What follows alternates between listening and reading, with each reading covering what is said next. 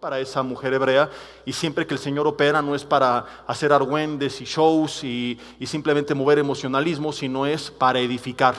Y con esto quiero decirte antes de pasar al mensaje que tú tienes que creer, y yo también, que servimos un Dios de milagros, que es el mismo ayer, hoy y siempre, y que cuando tenga que obrar de forma sobrenatural para que algo suceda, sin duda alguna lo veremos, porque como dijo el pastor Josh, y yo lo creo, servimos un Dios de milagros. ¿Lo crees?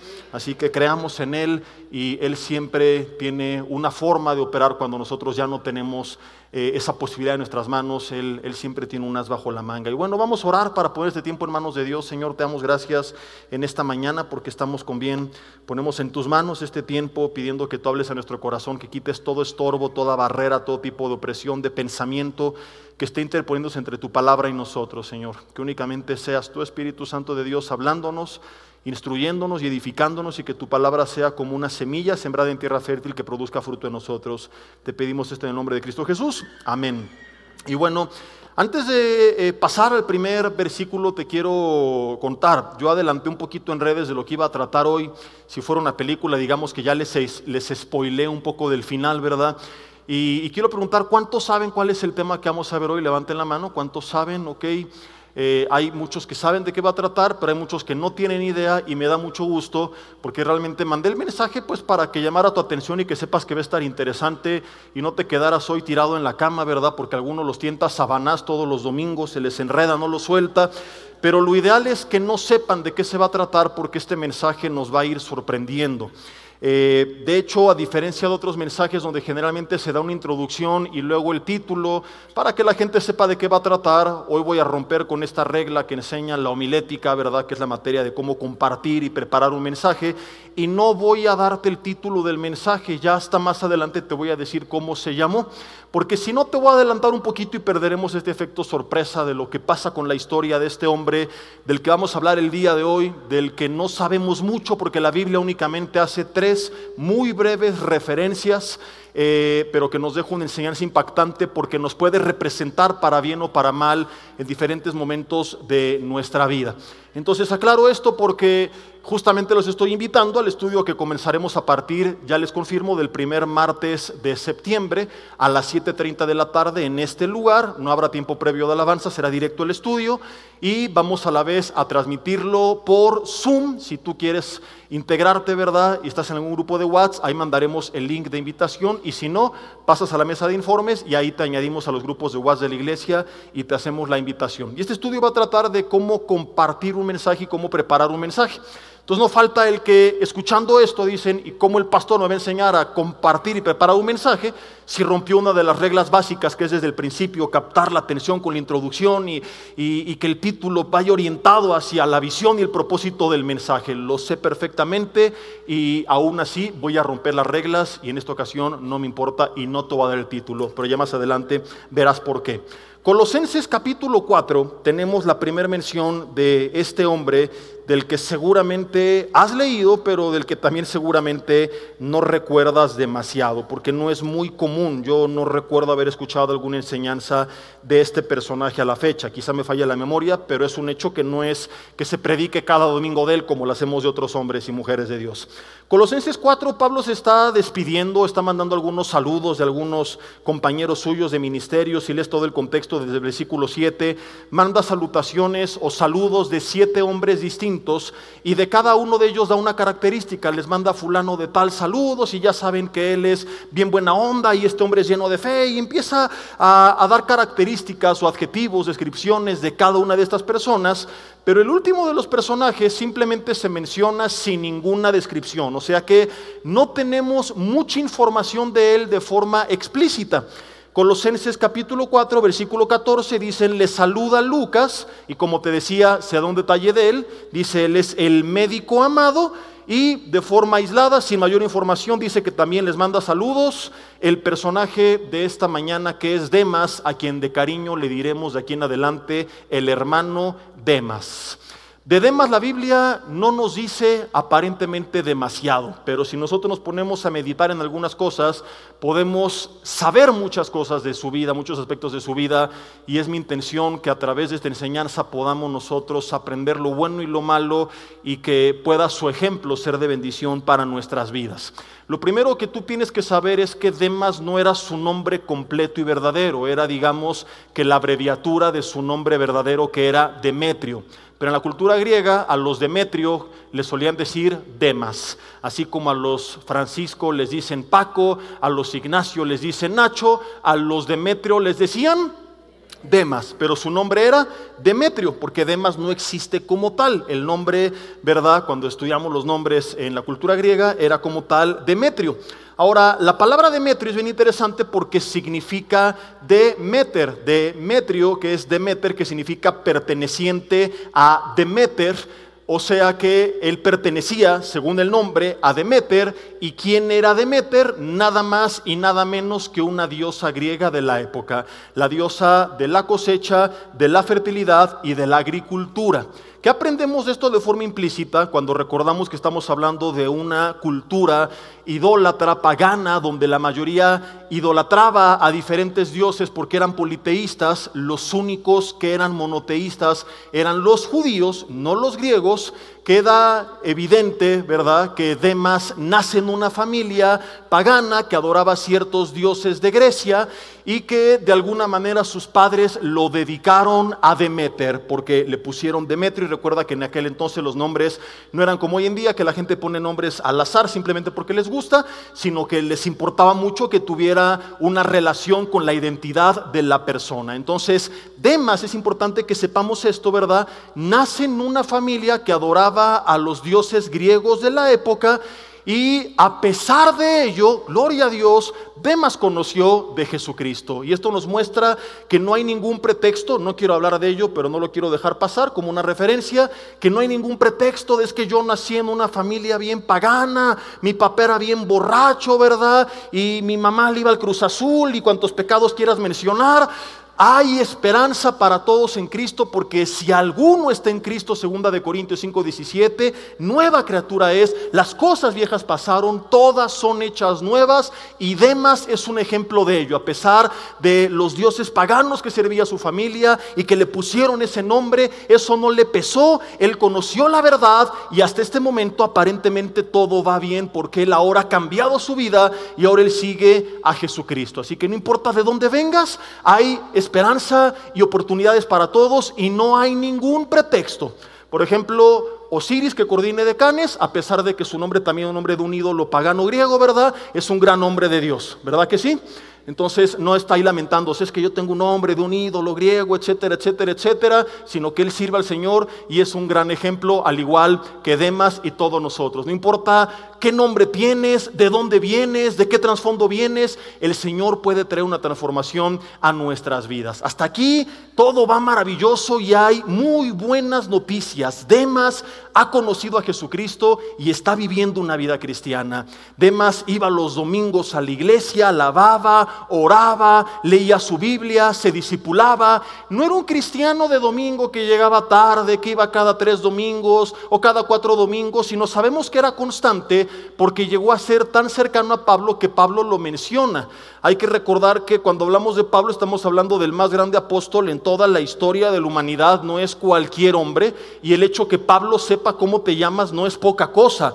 Pablo predicó por todo el mundo entonces conocido, escribe 13 de los 27 documentos que conforman parte del Nuevo Testamento. Veíamos la semana pasada que Dios a través de él hacía milagros, y esta carta que manda a los colosenses la escribe desde la prisión. Creen los estudiosos que era en su prisión en Roma en sus últimos años de vida.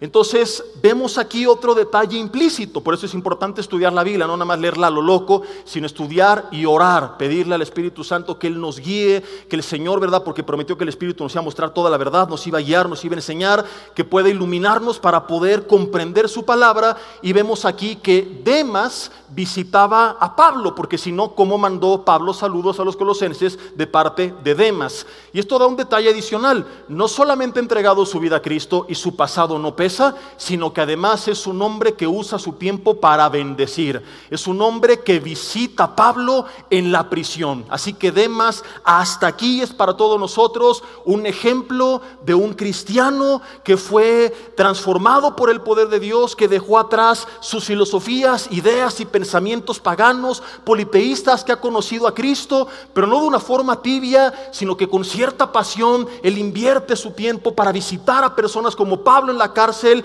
pone de su esfuerzo y de su tiempo y recursos para la obra del ministerio, y Dios comienza a usar su vida. Así que digan todos conmigo en voz alta: primer acto, Demas era un cristiano ejemplar. Pero hay otras dos referencias a Demas, y si fuera una película o una serie de Netflix, yo estaría interesado en ver qué dice el segundo capítulo. Y el segundo capítulo se pone mejor todavía, porque en el segundo capítulo Pablo ahora sí menciona un detalle acerca de Demas que nos da un poco más de información. Porque este segundo capítulo que vamos a leer de la historia de Demas se escribió probablemente en el mismo día que se mandó la carta a los colosenses. Algunos piensan que fueron días, semanas, quizá meses, a lo mucho de separación de tiempo, pero no hubo mucho tiempo de intervalo de separación. Entonces vemos en este proceso otro detalle acerca de Demas, y les pido que me acompañen a Filemón capítulo 1, versículo 24. Fíjense esto, Filemón capítulo 1, versículo 24 dice... Bueno, desde el 23, te saludan Epafras. Estamos en Filemón, está adelantito de Tito, antes de Hebreos, porque algunos andan ahí por Génesis buscándolo todavía. Dice: te saludan Epafras, mi compañero de prisiones por Cristo Jesús, Marcos, Aristarco, Demas y Lucas. Pero ahora añade acerca de todos ellos, incluyendo al hermano Demas, un adjetivo. Dice: mis, ¿qué cosa? Mis colaboradores. No sé si puedes notar hasta cierto orgullo en las palabras de Pablo. Dice: Marcos, Aristarco, Lucas, Demas, y todos ellos eran, qué grata sorpresa nos encontramos aquí, sus colaboradores. Y esto nos muestra que vaya que Demas se ha esforzado, y no solamente es un hombre que visita a Pablo, sino que además ahora Pablo le reconoce como su colaborador. Yo cuando leí esto tuve cierta curiosidad, dije: ¿a qué se refiere Pablo con su colaborador? ¿Verdad? Porque algunos pensarían quizá Demas era como su servidor, le llevaba las tortas de milanesa por las mañanas a la cárcel, ¿verdad? Le enviaba la correspondencia, pero me impactó cuando yo leí la palabra en el original, porque es la palabra sinergos, de donde tú y yo conocemos una palabra muy común en las empresas, que es la palabra sinergia. Y tú seguramente en diferentes momentos de transformación has escuchado esta palabra que utilizamos cuando dos personas o empresas o fuerzas, potencias, están uniéndose para aportar cada uno su fuerza, conocimientos, recursos, dones, talentos, habilidades, y caminar en una misma dirección. Un proyecto no son dos, es uno, pero está conformado por la unión de dos o más personas o potencias que están colaborando. Entonces esto nos da mucha luz, porque Pablo no dice Demas es mi chalán, sino se refiere como su colaborador, su sinergos, un hombre que se une junto con Pablo, dones, tiempo, fuerzas, recursos, para llevar a cabo la misma visión, el mismo proyecto. Y sabemos que el proyecto de Pablo no era vender tortas en la esquina, era predicar la palabra de Dios. La palabra sinergo significa textualmente compañero de obra o unir fuerzas para trabajar en conjunto. Demas no solamente era un visitador de Pablo, también era, según sus propias palabras, un colaborador, un sinergos, alguien que se unió y en la misma visión y dirección caminaron juntos. Pablo estaba en cárcel, encarcelado, y no podía salir y predicar, pero de alguna forma Demas y estos hombres formaban parte de la obra que Dios hacía a través de su vida. Esto nos deja entonces demostrado de forma implícita que Demas, además de ser un cristiano constante que llegó a integrarse al grupo de Pablo, también era un hombre que llegó a predicar la palabra de Dios, porque en eso consistía el ministerio de Pablo. Era un hombre que oraba por las personas, que quizá Dios llegó hasta utilizar su vida para hacer milagros, como quedará demostrado que puede pasar con diferentes personas, como el mismo Judas, y lo veremos más adelante. Entonces vemos aquí que Demas ha crecido, que Demas se ha vuelto un gran hombre de Dios, Dios, y como te decía hace unos segundos, yo veo hasta cierto orgullo en las palabras de Pablo, quien presume a Demas como mi colaborador. Como yo cuento con él, él cuenta conmigo, ¿verdad? Algunos de ustedes tienen algún jefe que los presuma de forma orgullosa, que cuando alguien llega, mira, ven, y te presenta a ti como su mano derecha, o tú a alguien más. Así está Pablo presentando a Demas, y volviendo al punto de recordar que Pablo fue poderosamente usado por Dios, mi hermano, no es poca cosa esto que estamos leyendo. Demas tenía un gran futuro. Demas estaba siendo usado demasiado por Dios. Así que digan conmigo, segundo acto, Demas ser usado por Dios y tenía un gran futuro. Y si fuera una serie, yo me preguntaría, ¿qué va a pasar en el tercer y último capítulo? Yo cuando leo la historia de Demas pienso, bueno, quizá en la última temporada de su vida lo vamos a ver ya fundando su propia iglesia y ocurriendo milagros y señales, maravillas y multitudes siendo transformadas, millones conociendo a Cristo. Quizá ahora Demas tiene su canal de YouTube con millones de seguidores y mucha gente ha entregado su vida al Señor y tiene un ministerio poderoso, Demas Ministries por todo el mundo o algo así por el estilo, porque todo iba bien. Y es que esto se pone más interesante porque para la tercera referencia, a diferencia de las primeras dos en las que te dije que no hubo mucho tiempo de intervalo de separación y quizá ninguno, para esta segunda referencia que encontramos hasta que Pablo escribe la segunda carta de Timoteo, pasaron 4 a 6 años aproximadamente. Desde Filemón y Colosenses a segunda de Timoteo, para explicarme mejor, pasaron, según los estudiosos, entre 4 y 6 años. Y en esta ocasión vuelve por tercera vez a mencionar al hermano Demas. Así que yo tengo mucha curiosidad, como ustedes que no se están aguantando las ganas y se ve que tienen el espíritu de chisme a todo lo que da porque ya están abriendo sus Biblias y ni les he dicho que lo hagan todavía. Yo tengo mucha curiosidad. ¿Te ha pasado que ya es la madrugada y acabaste una serie pero te quedaste picado y quieres ver qué pasa en el siguiente episodio y ahí estás todo desvelado pero quieres seguir avanzando? Bueno, así creo que sentimos curiosidad de qué va a pasar con el hermano Demas. 4 o 6 años después, seguramente Dios está usando su vida poderosamente porque para allá iba. ¿Qué habrá sido de este gran hombre de Dios? Y vamos entonces a descubrirlo en la segunda carta que Pablo envía a Timoteo, capítulo 4, versículo 6. Segunda de Timoteo, capítulo 4, versículo 6. Dice Pablo, porque yo ya estoy para ser sacrificado. Sabemos por eso que él había escrito desde sus prisiones en Roma en sus últimos días o meses de vida, porque añade que el tiempo de su partida estaba cercano.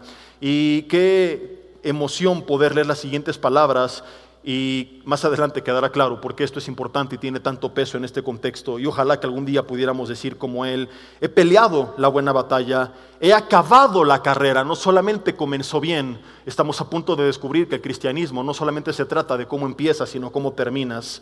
He acabado la carrera, he guardado la fe.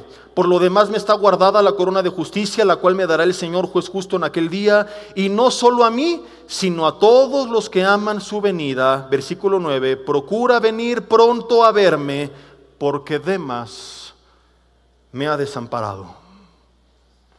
Pero ahí no termina todo. No solamente abandonó a Pablo, abandonó todo. Porque añade un detalle importante que tenemos que meditar. Amando este mundo, y se ha ido a Tesalónica, Crescente se fue a Galacia y Tito a Dalmacia, solo Lucas está conmigo. Mis hermanos, pongan mucha atención. Te quiero contar el tercer acto. Demas se convirtió en un desertor. Y de ahí nació el título de este mensaje, que ahora sí te lo puedo revelar. Se llama El Desertor, porque el hermano Demas terminó convirtiéndose en esto, en alguien que abandona no solamente a Pablo, sino, como lo demostraremos, que abandona por completo su fe. Un desertor es alguien que dejó a su equipo solo, que abandonó la misión, que no concluyó con el propósito que tenía. A veces es considerado como un traidor que los deja solos a la mitad del camino. Es un término muy utilizado en el ejército cuando se habla de alguien que no continuó con la misión, que no acabó de pelear la batalla, que los dejó solos a la mitad de la guerra. Y es en lo que demostraremos que se convirtió el hermano Demas. Porque algunos piensan al leer esto, bueno, quizás se cansó de tanto visitar a Pablo, Dios lo llamó a otro lugar y por eso se fue y lo abandonó. Pero no quiere decir que dejó su amor por Dios, no. Porque Pablo no solamente dijo, Demas me ha abandonado como lo hizo de los demás. Fulano se fue aquí y este se fue para allá, pero de Demas es el único del que se añade este detalle. Me ha abandonado, y añade, amando este mundo.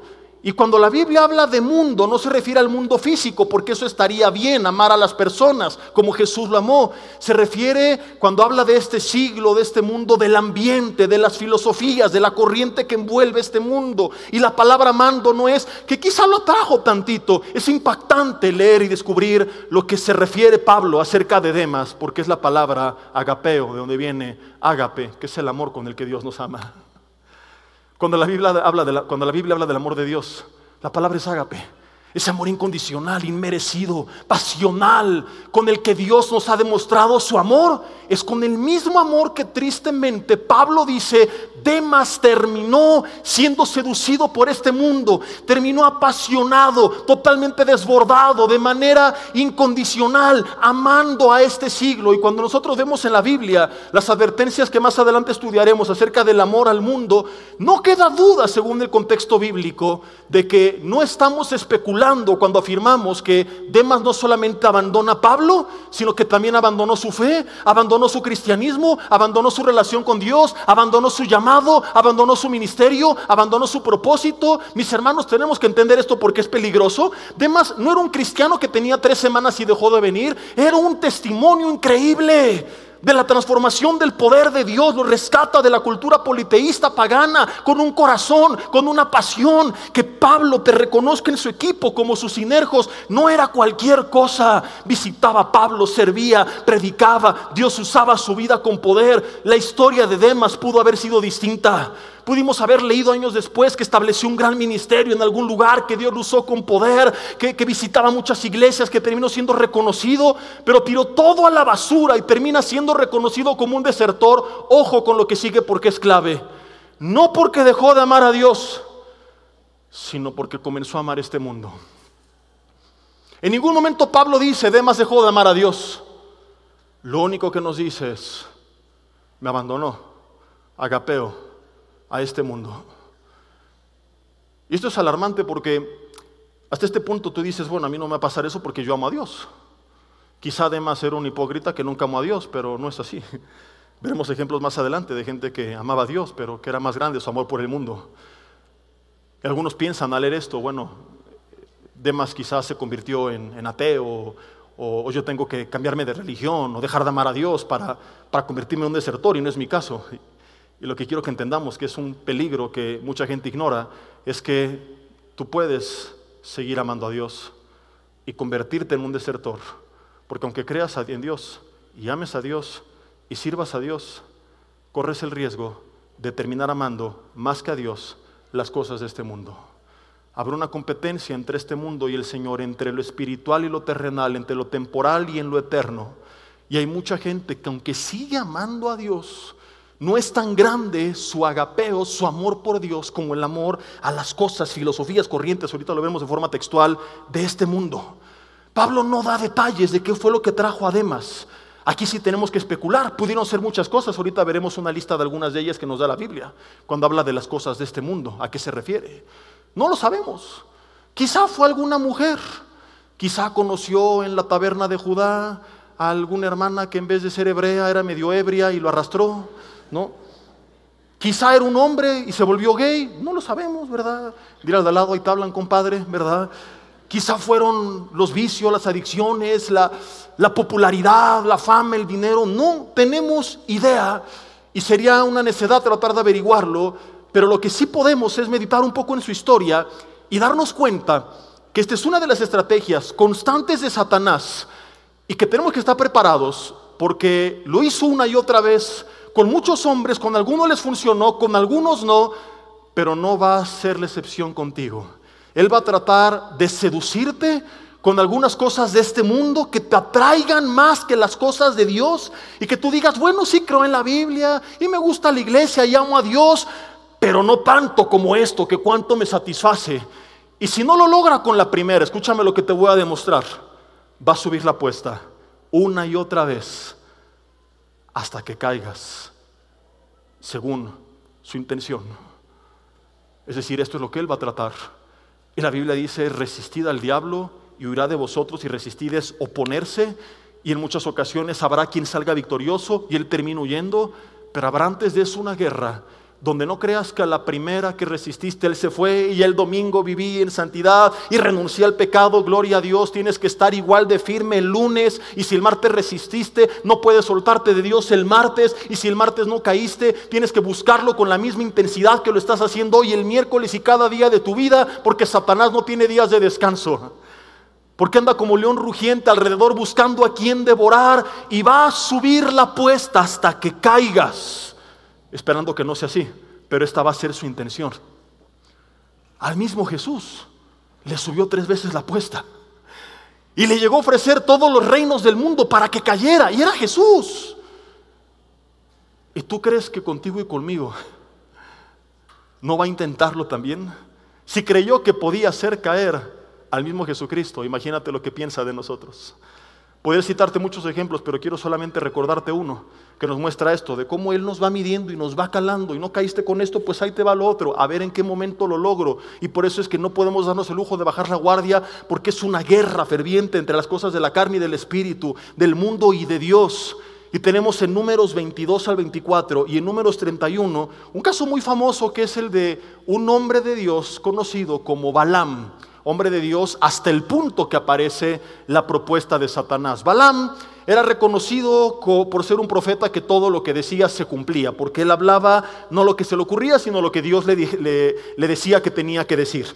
Entonces Balac, hijo de Beor, que era un rey de una nación pagana, envía a algunos hombres a que le lleven presentes a Balaam, y le pide que por favor, a cambio de esos presentes, maldiga a Israel. Entonces Balaam, que era un hombre de Dios, dice: mira, yo no puedo maldecir a Israel solamente porque sí, yo tengo que hablar lo que Dios me dice que diga. Entonces voy a orar a ver qué me dice Dios. Y Dios le dice a Balaam: no puedes maldecir a Israel, nadie maldice a quien yo bendigo, diles que yo bendigo a Israel. Balaam manda el mensaje: ¿saben qué? Pues muchas gracias por los presentes, ¿verdad? Por la propuesta, pero yo no puedo maldecir a Israel porque esto no fue lo que Dios me dijo. Dios me dijo que los bendijera.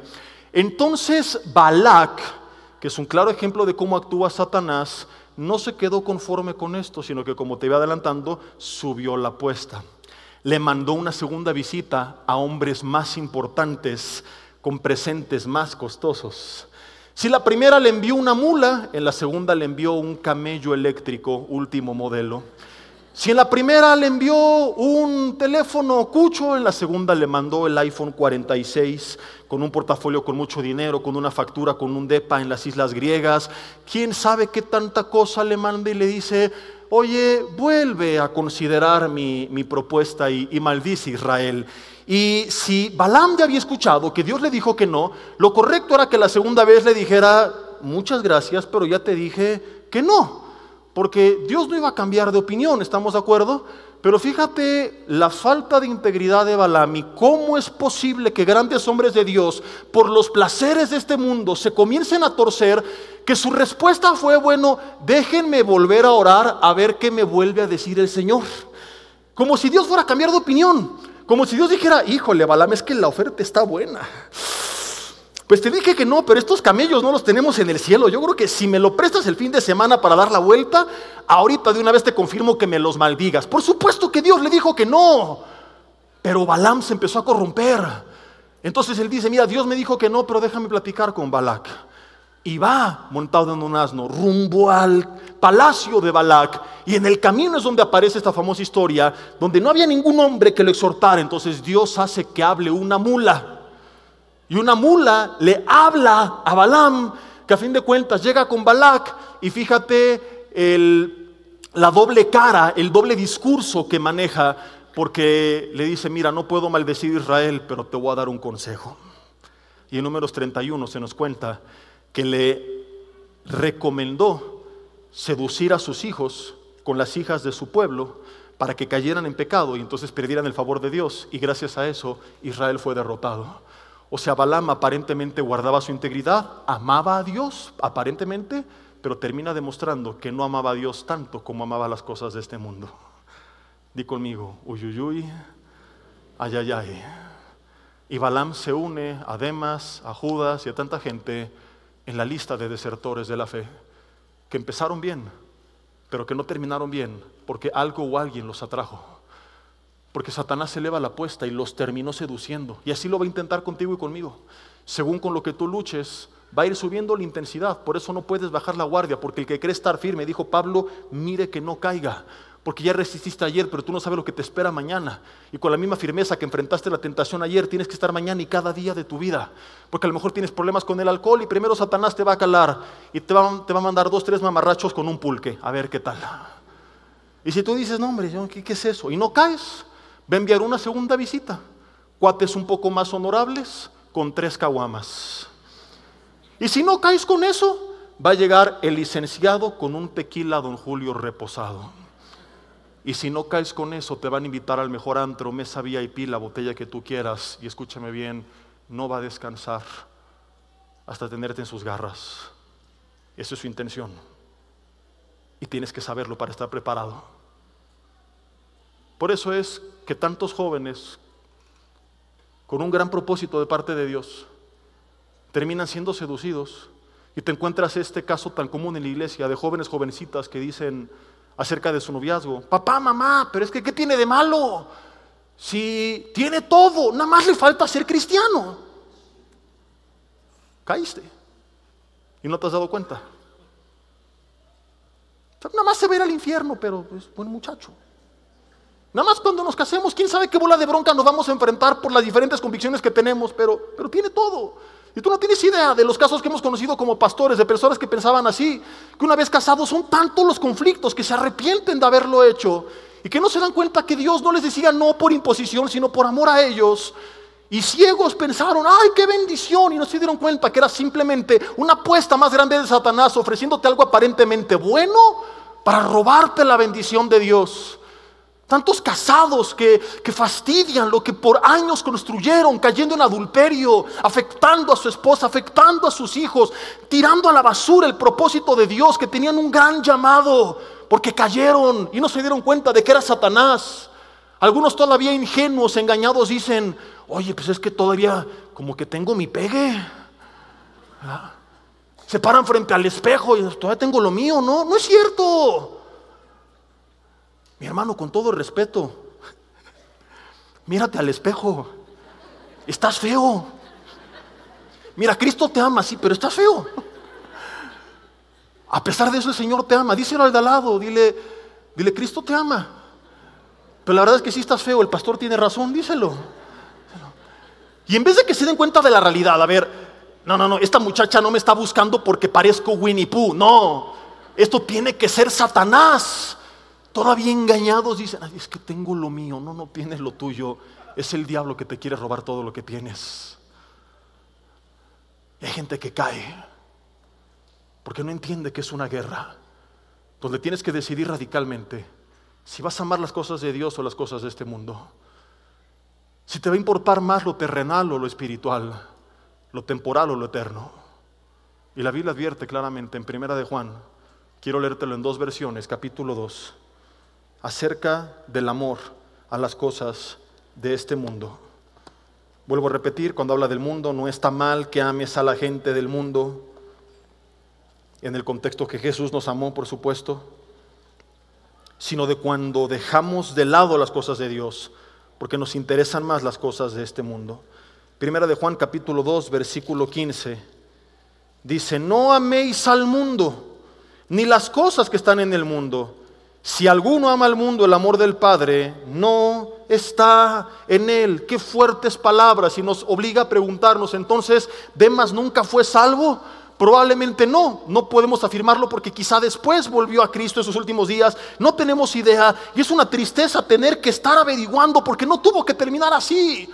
Podíamos haber leído y le saluda a Demas, el pastor, el hombre de Dios, pero hoy solamente sabemos que Demas fue un desertor.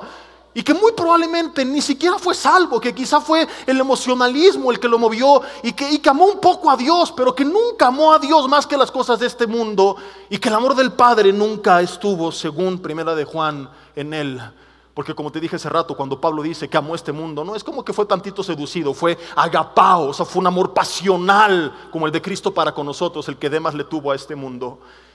Si alguno ama al mundo, el amor del Padre no está en él, porque todo lo que hay en el mundo, y lo resume en tres cosas: los deseos de la carne, los deseos de los ojos y la vanagloria de la vida, no proviene del Padre sino del mundo. Y el mundo pasa y sus deseos, pero el que hace la voluntad de Dios permanece para siempre. Y esto es lo más triste, que mucha gente hasta muy tarde se da cuenta que estas cosas del mundo, además de todo, ni siquiera le terminan de satisfacer, que no le pueden llenar, que todo es esporádico y temporal, pero que solamente aquel que permanece en el Señor, en la voluntad de Dios, es el que va a trascender para la eternidad. Que los placeres de este mundo son efímeros, se van, desaparecen, pero las cosas de Dios permanecen para siempre.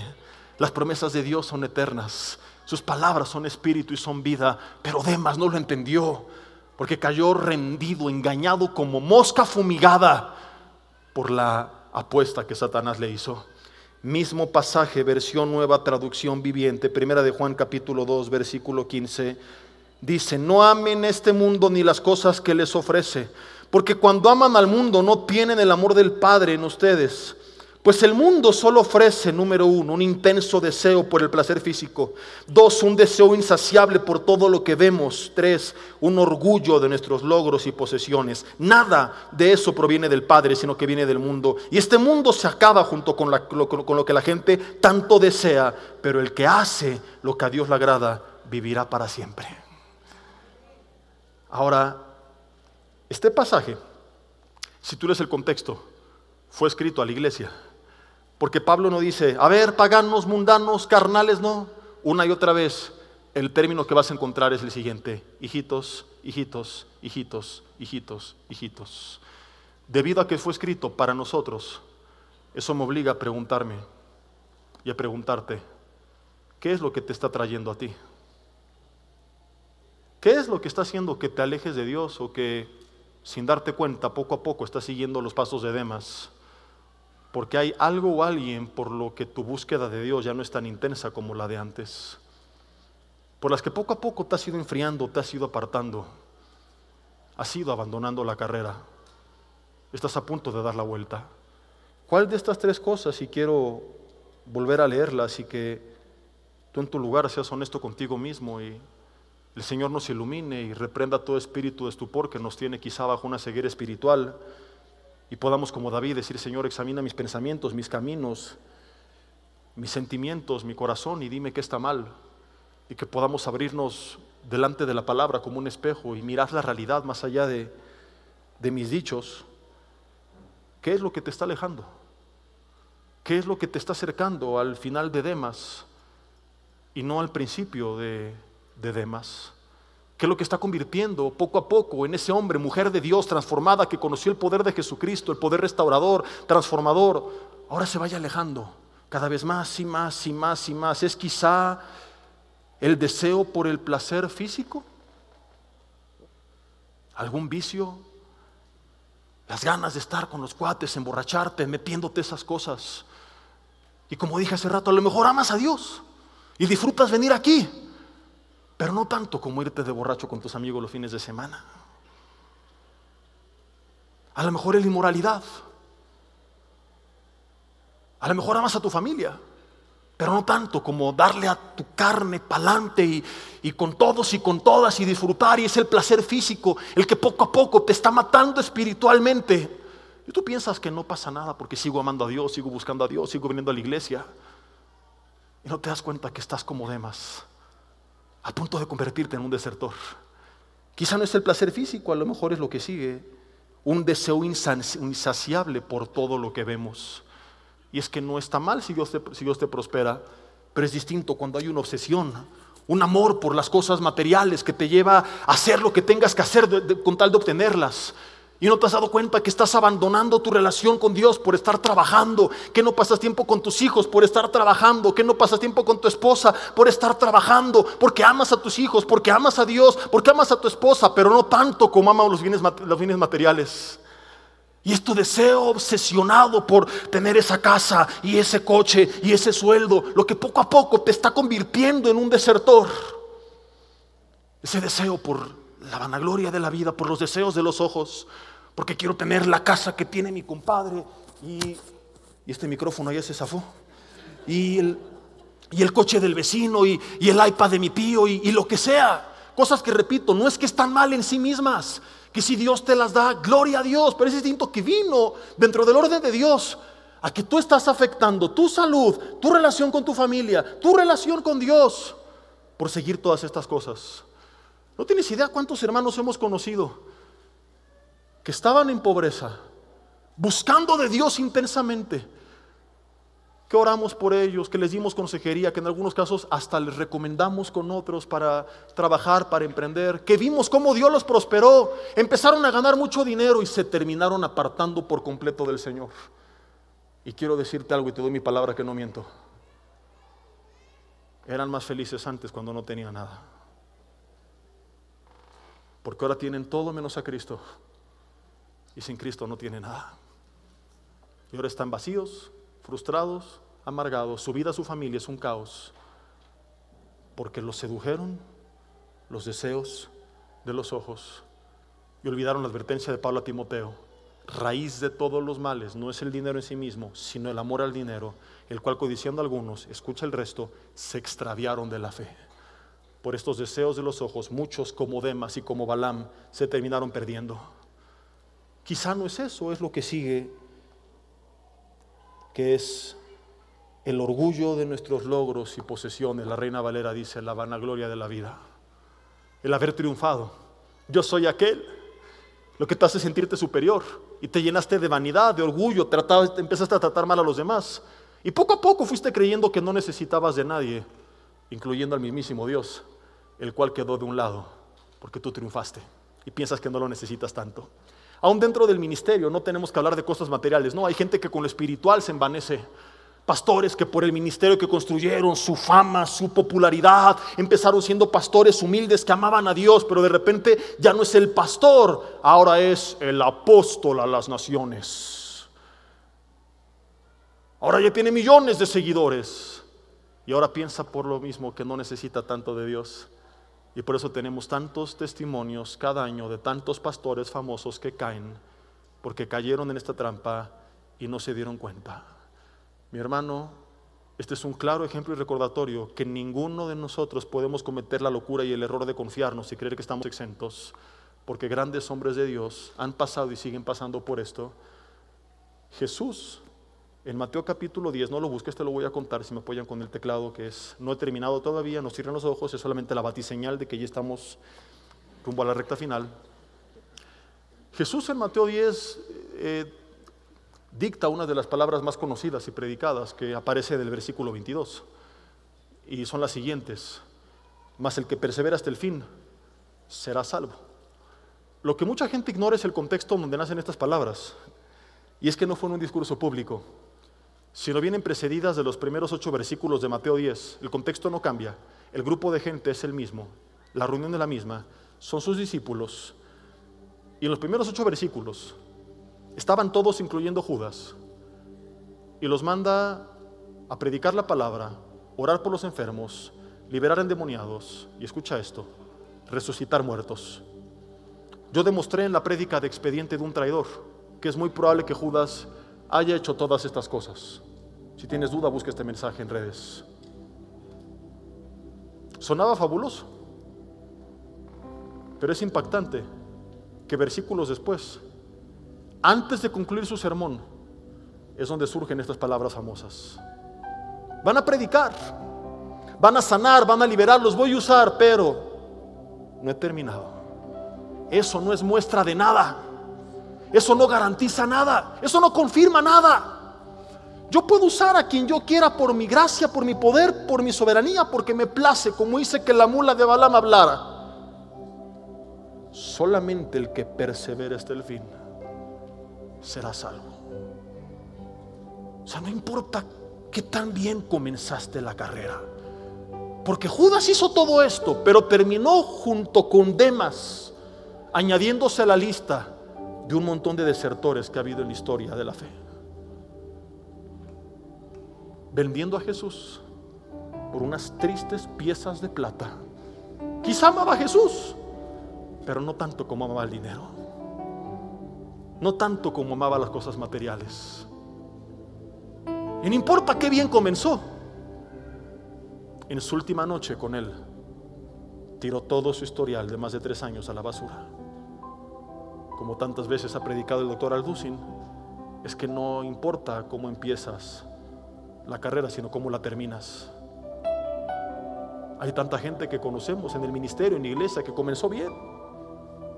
Yo crecí en mi grupo de jóvenes viendo a muchos de ellos que admiraba y que creía que Dios usaría su vida con poder, que servían más que yo, que eran mejores cristianos que yo, que sabían más de la Biblia que yo, que Dios los usaba más que yo. Y ni ellos ni yo merecemos nada, todo es por gracia. Pero que muchos de ellos terminaron amando más las cosas de este mundo. Mucha de esta gente que conozco que terminó tirando todo a la basura, traicionando a todo y a todos, incluyendo al mismo Jesucristo, a veces buscan justificantes. Es que la iglesia no había amor, es que todos eran hipócritas, es que el pastor me lastimó. En vez de reconocer que algo está mal y que tiene que corregirse, buscan encubrirse culpando a otros. Pero el caso de Demas es una evidencia de que estos son pretextos baratos. Me fascina su historia porque difícilmente tú puedes encontrar mejor pastor que Pablo, ¿estamos de acuerdo? ¿Dónde encuentras un mejor pastor que Pablo? Yo no sé dónde. Y aún así, la Biblia dice que Demas le abandonó. Demas no pudo haber puesto de pretexto, es que Pablo no me saludó, es que Pablo no me mostró el amor de Cristo, es que Pablo no me tuvo misericordia, porque hay gente así. Es que me juzgaron, fueron religiosos y legalistas y no mostraron el perdón de Dios. No había mejor hombre que Pablo en ese momento. Y aún así Demas no le importó. ¿Por qué? Porque amaba a Pablo, porque amaba a Cristo. Pero Pablo dice, Demas me abandonó, agapeo este mundo. Algo en el mundo atrajo, sedujo a Demas de tal forma que lo terminó amando con la misma intensidad con la que Cristo nos ama a nosotros. Lo arrastró por completo. Y no había excusas ni pretextos, simplemente que amó más este mundo. Y esto a mí me demuestra que no hay pretextos ni excusas. Y si tú no pones orden a tus prioridades y sigue habiendo en tu vida cosas que amas más que a Dios, que te alejan de Dios, y sigues dándole primer lugar a las cosas del mundo, y no leo la Biblia porque estoy saturado viendo series en Netflix, y no me congrego porque tuve mucho trabajo, y no vine al congreso porque tuve una fiesta, y no vine al discipulado porque preferí quedarme tirado en cama, y pues sí, es una transita, pero pues es que era la oportunidad de recibir dinero. Si no pones un alto radical en el que tú digas, Señor, tú vas a ser el primero, te amaré por sobre todas las cosas, no importa que tenga que renunciar, no importa que tenga que dejar de ser popular y que me vean raro y feo porque a lo mejor no hice lo que ellos hacen.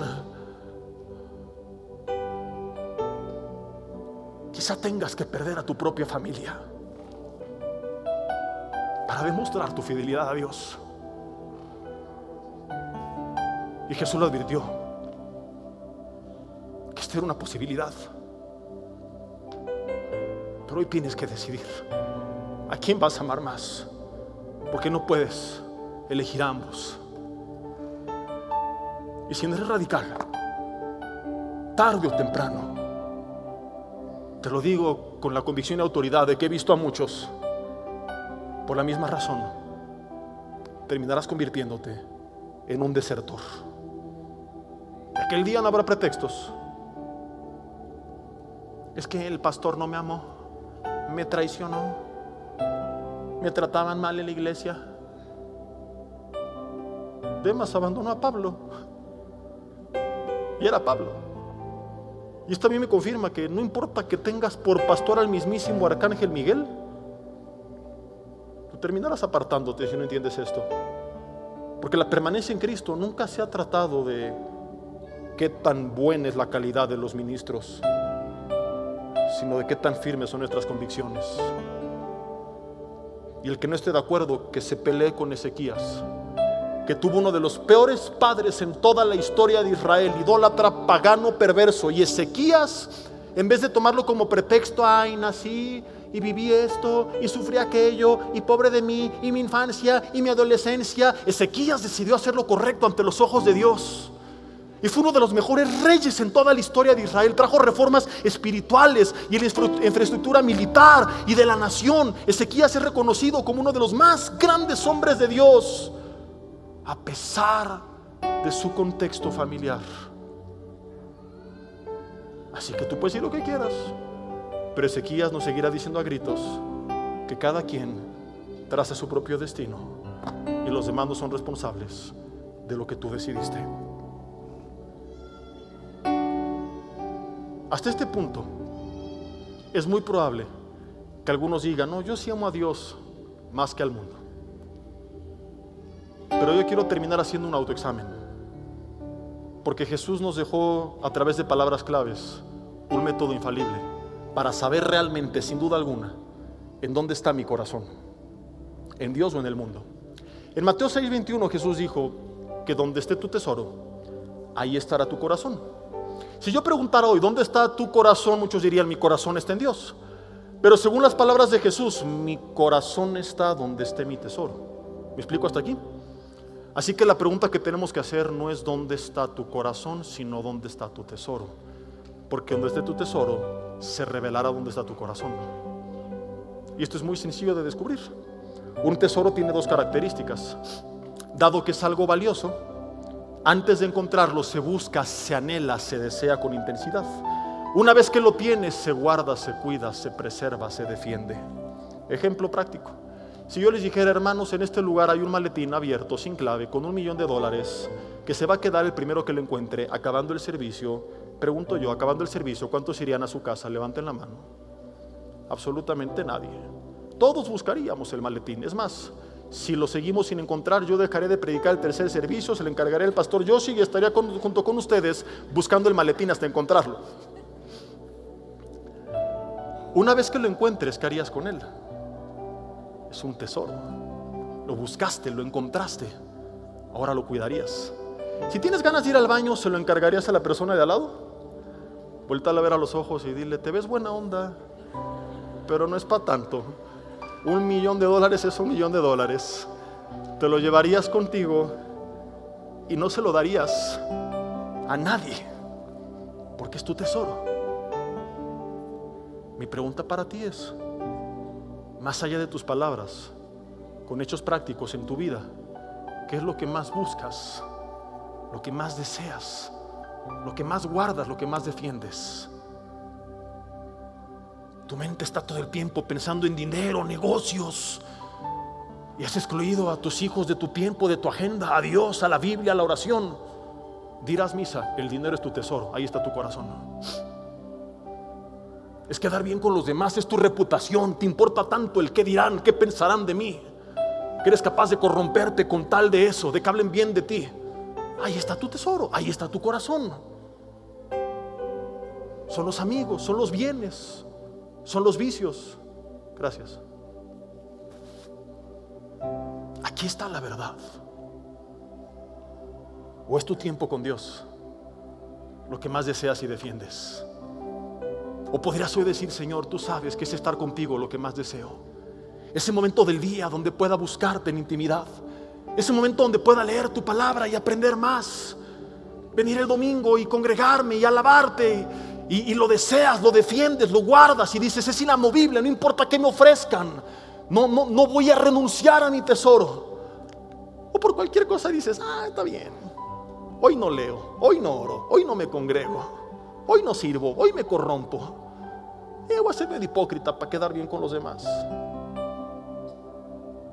Aquí está la verdad, más allá de cualquier cosa que podamos decir. Y no es para que saliendo de aquí vayas y te avientes del puente de Metepec, sino para que de hoy en adelante, iluminado por el Espíritu, conociendo la verdad, diga, Señor, tú vas a ser mi tesoro. Voy a buscar mi espacio contigo, voy a buscar tu palabra, voy a buscar servirte, lo voy a defender con dientes y uñas hasta la muerte. y no voy a renunciar a ello por nada ni nadie. Renunciaré a lo que sea, menos a ti. Quiero terminar con esto. Les contaba hace rato que ayer, mientras ponía en orden mis ideas, porque traía esto en mente, pero apenas aterricé el bosquejo, vino un pensamiento y yo no sé si fueron mis emociones o vino de Dios. Como les dije la semana pasada, creo que a veces hombres de Dios se equivocan en decir Dios dice, y quizá fueron sus emociones. Yo trato de ser muy cuidadoso con ello y no jugar con la palabra de Dios, pero yo tuve un sentir y quiero solamente compartirlo, y si es de Dios para alguien, recíbelo. Y si no, de todas formas es algo bíblico que algún día necesitarás. Pero cuando yo terminaba el mensaje, creí de parte de Dios recibir que habría personas en estas reuniones que están a punto de abandonar la fe, que inclusive llegaste a pensar en no venir el día de hoy, que no ibas a hacerlo, pero por alguna extraña razón de última hora lo hiciste, y que saliendo esta semana seguirías el camino de Demas y serías un desertor, porque ya habías dado los primeros pasos. Falta el último, pero ya estabas en esa línea. Y si es tu caso, solo quiero decirte que Dios te dice 3 cosas. 1, que no importa qué fue lo que hiciste, hay perdón en la sangre de Cristo para todos tus pecados. No dejes que la culpa te haga abandonar la fe y tirar la toalla, porque hay esperanza todavía.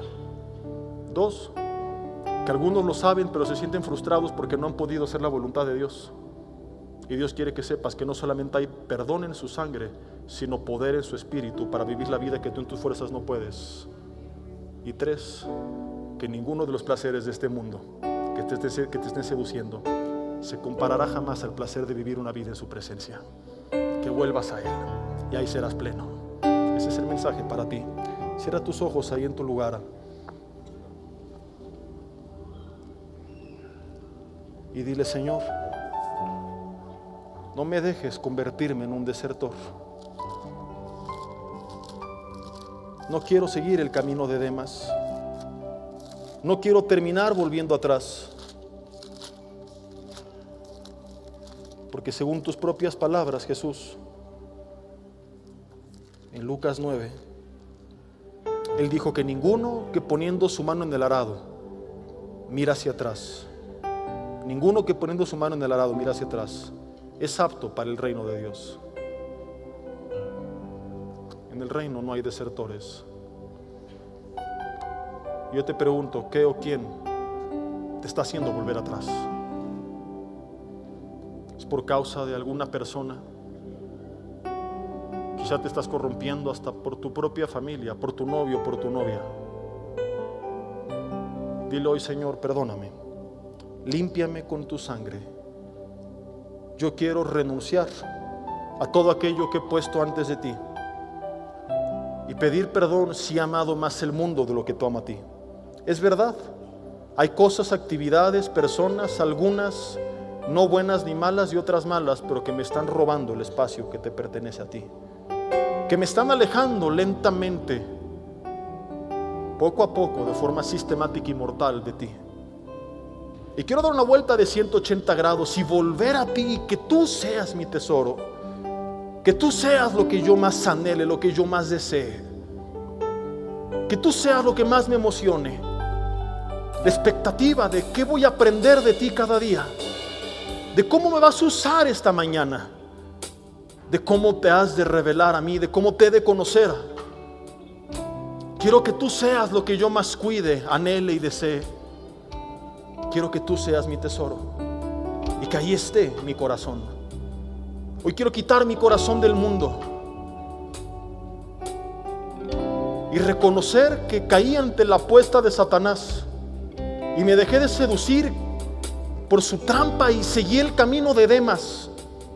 Y hay cosas que tú y yo sabemos que no están bien, que me han ido atrayendo, y hoy renuncio a ellas. Si nunca le has entregado tu vida, dile hoy: te entrego mi vida, Jesús. Límpiame con tu sangre, ven a reinar en mí, sé mi Señor y mi Salvador. Que habite en mí tu espíritu y me des vida eterna y vida en abundancia. Y de aquí en adelante, Señor, habrá caídas y tropiezos, sí. Pero te prometo una cosa: no me voy a soltar de tu mano. Y por nada del mundo voy a volver atrás. Quiero algún día, como Pablo, poder decir: he acabado la carrera, he peleado la batalla. Fue difícil, hubo heridas, hubo caídas, pero guardé la fe. No volví atrás, seguí adelante hasta el fin. Y no me voy a confiar, Señor, en cómo comencé, en lo que estás haciendo. Solamente quiero asegurarme de una cosa: seguiré corriendo hasta el final. No me confiaré de viejas victorias. Descansaré cada día en ti y no voy a volver atrás. Esta alabanza habla de eso, y seguramente tú te la sabes porque es un canto viejito. Y yo te quiero pedir que no solamente lo escuches y no solamente lo cantes, sino que lo conviertas en una oración.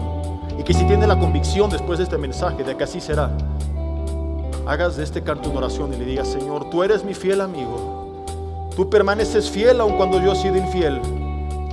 Y hoy te quiero decir una cosa: pase lo que pase y venga lo que venga, no voy a volver atrás. Seguiré adelante como Pablo hasta el fin de mi vida. Díselo en tu lugar con tus palabras. Hola, ¿qué tal? Me da mucho gusto saludarles y quisiera simplemente comunicarles que gracias a todos ustedes a través de todas las naciones del mundo que aman la palabra de Dios y que realmente están interesados en que nosotros, como organización Vida Nueva para el Mundo y Armando Alducin Ministries, continuemos predicando el Evangelio de la Gracia de Jesucristo y que podamos nosotros continuar haciéndolo gracias a sus donaciones.